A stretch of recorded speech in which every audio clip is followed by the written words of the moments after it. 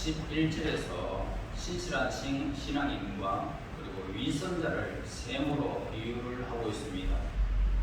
즉 하나님의 말씀을 받아들여 믿고 따르는 자는 물이 보인 셈과 같지만 말씀의 능력을 부인하는 자는 비록 신앙생활을 하고 있을지라도 물이 보이지 않는 마른 셈과 같은 것을 말하고 있습니다. 샘물과 이 영혼 사이에는 다음과 같은 유사점을 발견할 수가 있습니다. 다시 말하면 샘은 그 자체에 만족하고 남들의 부족을 충족시켜주기 위해서 풍부하게 거르는 것을 보고 샘이다 라고 그렇게 말합니다. 마르지 않는 것을 샘이라고 합니다. 이와 마찬가지로 예수님은 자기 자신을 충만히 채우지 못했을 때 이웃을 위하여 아무것도 베풀어 주지 못하겠지만 자기 자신이 충만히 채워져 있을 때에는 어떠한 것이라도 남들에게 베풀어 줄 수 있다라고 그렇게 말씀하셨습니다.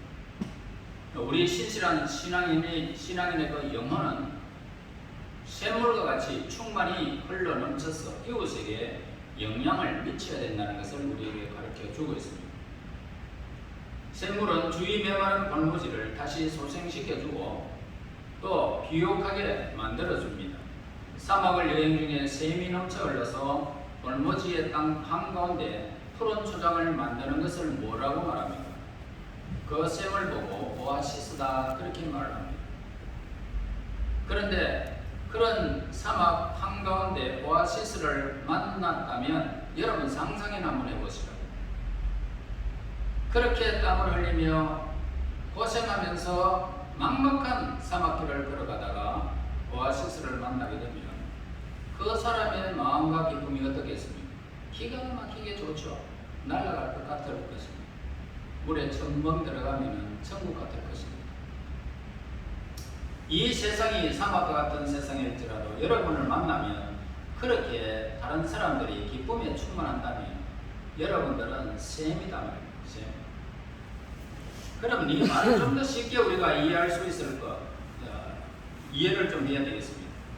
이와 같이 우리 그리스도인들이 인접해 있는 이웃들에게 하등의 영향을 미치지 못한다면 하나님을 믿지 않는 가정에서 결코 그렇게 신실한 믿음의 사람이 나올 수 없다는 것입니다. 자, 또한 믿지 않는 사람 마을에서도 진정한 교회가 설 수가 없습니다. 그래서 교회가 섰다면 분명히 그 마을에는 신실한 믿음의 사람들이 있다는 겁니다. 신실한 신앙인의 영혼은 하늘로부터 내려오게 됩니다. 샘물은 지하에서 어디로요? 지하에서 위로 솟아오르지만은 그 공급은 바로 하늘에서 땅으로 내려오는 것이라야 된다는 것입니다. 땅이 메말라 있으면 샘은 기대가 안 됩니다. 그래서 이와 같이 그리스도인들도 하나님과의 관계를 맺은 그런 성도로서 하나님께서 우리에게 내려주시는 모든 공급에 우리가 의지해야 되는 것입니다. 그러면 성령은 보이지 않는 마음의 깊은 곳까지 찾아와 주셔서 모든 부족한 부분들을 채워주시는 분이십니다.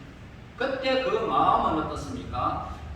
성령께서 우리의 마음을 다 채워주실 때에 충만한 복을 받게 되고 그리고 그 복이 넘쳐 흐르게 된다는 것입니다.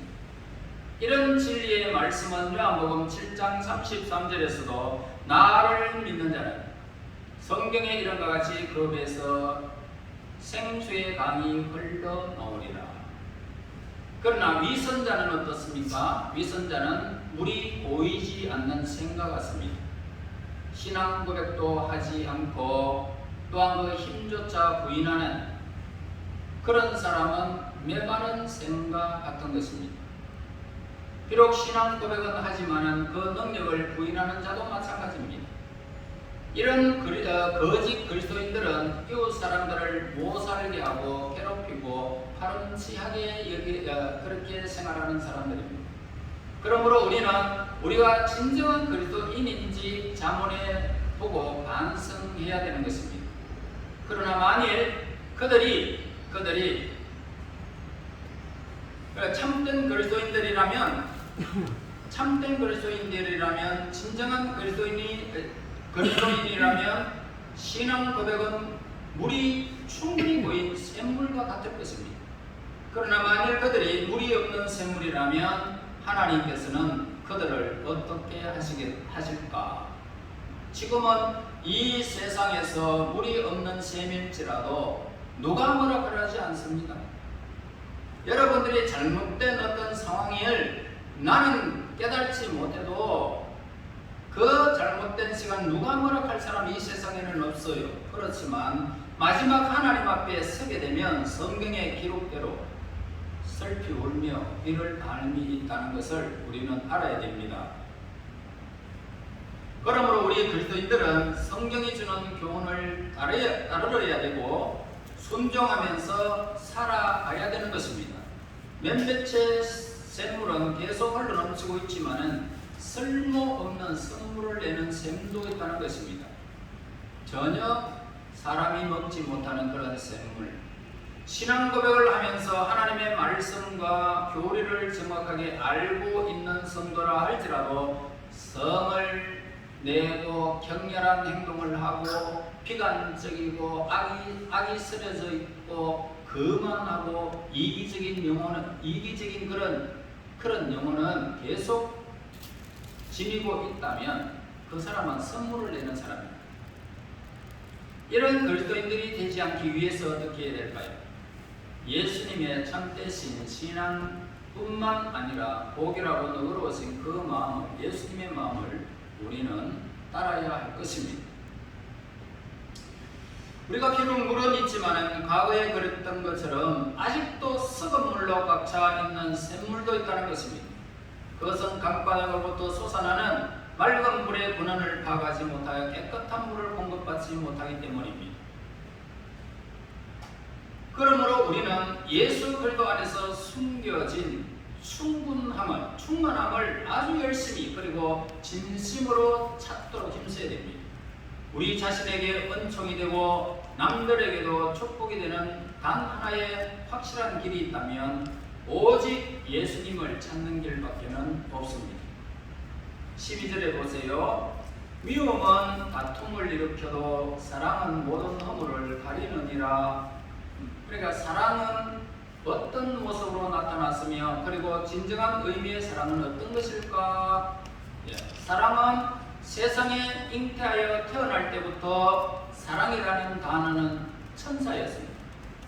즉 사랑은 빛나는 강체로 사람에게 기쁨을 주는 천사였고 또한 사랑은 변하지 않는 확고한 것으로 사람에게 위로를 주는 그런 천사였습니다. 그리고 사랑은 영혼들에게도 한없이 우아하고 진실되며 아름다운 모든 것들을 향하여 가라고 인도하는 그런 천사인 것입니다. 사랑은 인생에 대해서 폭넓은 시야를 제공합니다. 그리고 일상에서 벌어지는 사소한 일들에 관대하게 대처해 주는 것입니다. 사랑이 있으면 그렇습니다. 말하자면 사랑은 영혼의 가장 중심이 되는 부분을 꿰뚫어 보고 다른 이의 허물이나 죄까지도 덮어줄 수 있는 것입니다.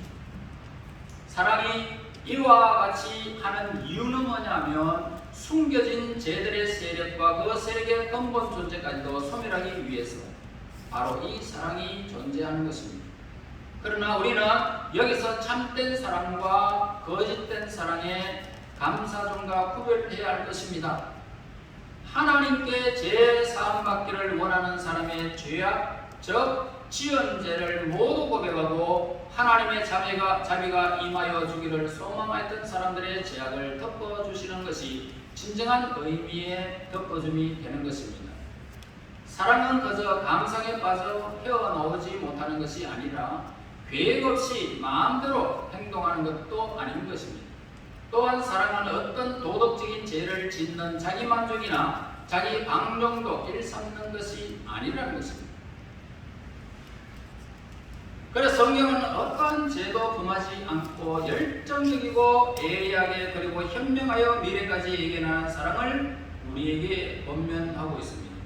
다시 말해서 하나님에 대한 진정한 사랑의 형태는 이 세상에서 어떤 죄라도 추방해버린다는 것입니다. 그리고 사람의 마음속에는 하나님의 나라가 임하게 하는 사람, 그것이 진정한 사람 자체를 말하고 있습니다. 14절에 말씀합니다. 지혜로운 자는 지식을 간직하거니와 미련한 자의 입은 멸망에 가까우니라. 자, 지혜로운 사람과 그렇지 못한 사람을 서로 비교해 볼 수도 있습니다. 그러니까 우리는 각자가 지닌 지식의 양에서 큰 차이가 있다라는 것을 우리는 인정할 수밖에 없습니다. 그것은 처한 환경과 상황에 따라서 교육 정도나 문화의 차이들이 다르게 나타나기 때문입니다. 지혜로운 사람은 어떻습니까? 지혜를 전달하는 역할을 감당하는 사람입니다. 지혜로운 사람이 이야기할 때에 그 이야기를 듣는 사람들은 교화되어지죠. 그들의 마음을 깊은 생각에 잠기게 되어지고 또 그들의 영혼까지 새롭게 태어날 수 있는 것입니다. 그래서 지혜로운 사람과 사귀는 것이 우리에게는 참 영광입니다. 그리고 지혜로운 사람은 계속 지혜를 쌓아갑니다. 그 사람은 그들은 더 많은 지혜를 쌓기 원하고 갈망하고 또한 그러한 지혜를 최대한으로 수용하는 자세를 지니는 그것이 바로 지혜로운 사람의 특징인 것입니다. 어린아이에게도 배우는 거예요. 솔로몬은 지혜를 쌓지 않는 사람에게 관해서 13절의 말을 하고 있죠. 명철한 자의 입술에는 지혜가 있어도 지혜 없는 자의 등을 위하여는 채찍이 있느니라 라고 말하면서 14절에 지혜로운 자는 지식을 간직하거니와 미련한 자의 입은 멸망에 가까우니라 라고 언급합니다. 그러므로 지혜 없는 자에게는 계속적인 도전을 주어야 한다라고 그렇게 말하고 있습니다. 계속적인 도전을 주어라. 왜냐하면 그는 총명한 자의 이야기를 듣고도 마음이 동요를 일으킬 만큼 지혜롭지 못하기 때문에 계속적으로 반복해서 그렇게 이렇게 교육을 하라는 것을 말하고 있습니다. 부자와 가난한 자를 우리가 한번 비교해 봅시다. 부자와 가난한 자의 차이도 크게 나타나게 되는데, 부자는 자기의 안락성 안에서 편안하게 지낼 수 있지만은 그에게 닥쳐오는 질병, 사별, 죽음 또는 걱정거리 피할 수가 없는 거예요. 부유한 사람일지라도. 그러나 부자는 자신의 재물을 이용합니다. 그러한 여러 가지 어려움들을 어느 정도 감수할 수가 있는 것이 부자입니다. 그리고 또 어느 정도 예방도 가능합니다. 그러나 가난한 자는 어떻습니까? 너무 찌든 그런 상황 때문에 닥쳐오는 불행에 대해서 무방비 상태가 된다는 거예요. 그래서 요즘 보면은 뚱뚱 해가지고 배가 붕질 나오고 얼굴이 막 달덩이처럼 이렇게 부풀어 오르는 사람들을 보면 좀 반하는 사람들이 많아요. 그런데 돈 좀 있고 저 세련되게 지내는 사람들을 보면은 요즘 아주 날씬해요. 왜냐하면 돈 가지고 자기들이 자꾸 사용하기 때문에 자기 몸을 관리하고 운동도 하고 자기 멋대로 막 이것도 하고 저것도 하고 골라먹고 이랍니다. 그러나 우리가 그런 여유가 없는 사람은 어떻습니까? 골라먹을 그런 거기 어디에 있습니까? 그냥 있는 대로 그냥 먹고 그냥 생활하고 있으니까 우리가 무방비 상태가 되겠죠. 그래서 오늘 이렇게 닥쳐오는 불행이 있어도 가난한 사람은 그걸 대체할 방법이 없습니다. 또 의인과 악인은 어떻습니까? 의인의 수고는 육체와 정신과 영혼에 이르는 것입니다. 그러나 악인의 소득은 생명과 대조되는 죄에 이르게 되어 결국 어떻습니까? 그 사람은 사망에 이르게 되죠. 진리와 성과 행복을 모두 죽이는 결과를 초래하고 마는 것입니다. 15절 보세요. 부자의 재물은 그의 견고한 성이요 가난한 자의 궁핍은 그의 멸망이니라. 동방 사람들은요 의복을 많이 가지고 있는 것으로 자랑을 삼았습니다. 대륙의 사람들은 돈을 모으는 것으로 그들의 자랑으로 여겼습니다. 그러나 이러한 것은 지혜가 아니다라고 말합니다. 이집트의 총리 요셉은 기근에 대비하여 미리 곡식을 저장해 주었고 수리아의 사람들은 여름 가뭄에 대비해서 지하에 물탱크를 두어서 물을 저장했습니다. 자, 이것은 분명 현명한 처사이긴 하지만은 솔로몬이 말하고 있는 지혜와는 구별이 되는 것이다라는 것을 여러분 알아야 됩니다. 또한 천문학자들의 별들에 대한 지식이나 식물학자의 식물과 꽃들에 대한 지식들도 뛰어난 것이긴 하지만은 이건 역시 성경에서 언급하고 있는 지혜는 아니라는 것입니다. 정말 우리가 간직해야 하는 지식이 있다면 하나님에 대한 지식이라는 거죠. 말하자면 우리는 하나님께서 기록해 놓으신 일에 관한 지식을 쌓아야 하고 더 나아가서 하나님에 대한 지식을 간직하는 사람이 간직하고 행하는 사람이 지혜를 얻는 사람입니다. 이러한 지식을 소유한다면 우리들은 행복한 삶이 보장되는 것입니다. 우리들의 영혼을 축복받을 수 있도록 그 길이 평탄한 길로 걸어갈 수밖에 없는 것, 하나님을 아는 지식과 지혜가 여기에서 갈리게 되는 것입니다. 그래서 본문의 기자는 여기서 우리에게 무엇을 꼭 해야만 한다라고 명령하기보다는 어느 것에 대해서 쉽게 서술하는 형태를 취하고 있다는 것입니다. 자, 오랜 세월 동안 그리고 어느 시대이든 재물은 어떻습니까? 굉장한 위력을 발휘해 왔습니다. 그로 인해서 놀라운 문명의 발전도 이렇게 놓았습니다. 비록 재물은 하나님의 목적에는 도달하지 못했지만은 인간의 행동 그리고 그 사고까지도 통제하고 지배한 것은 사실입니다. 유대인들은 다른 어떤 민족들보다 이러한 돈의 위력을 크게 휘두른 사람들이 유대인들입니다. 그래서 세계에서 부자가 바로 유대인들입니다. 그러나 이와는 대조적인 너무 나약하고 아무런 힘도 없는 상대자가 분명히 있었다는 것입니다. 그래서 가난한 자의 궁핍은 그의 멸망이니라 언급하고 있지 않습니까? 만약 가난한 상태에서 육체적으로 나약하여 무서운 병이라도 걸리게 된다면 비록 그는 범죄하지 않았다 할지라도 고통과 불행이 그를 덮칠 것이고 가난한 생활로 치료비조차 구하기 힘든 상황에 이르게 될 것입니다. 바로 이러한 때에 점점 더 악의 위험은 커져가게 될 것입니다. 그러므로 우리들은 하나님의 통치 아래 있어야 한다 이 말입니다.